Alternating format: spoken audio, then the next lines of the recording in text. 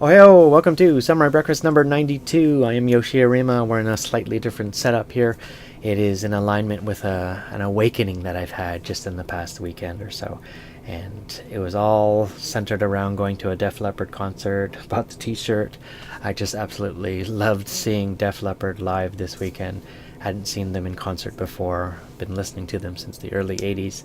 Love so many of their songs, and to see them play them live, it was just life changing.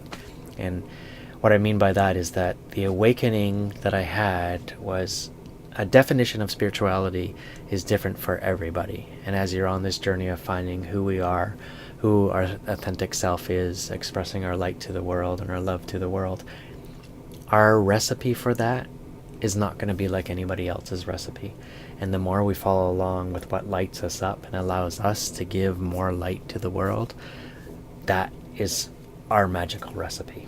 So Def Leppard is part of my magical recipe, which my logical mind may have said before is like, no, that's not part of it. You have to listen to these mantras playing. You have to listen to some meditative music while you're drinking your green smoothie in order for you to get that full experience. But what I've realized with my recipe, I get so much light and love from watching others express their light and love, especially in music. Music is such a beautiful talent and a beautiful gift to offer to others, and it transcends time.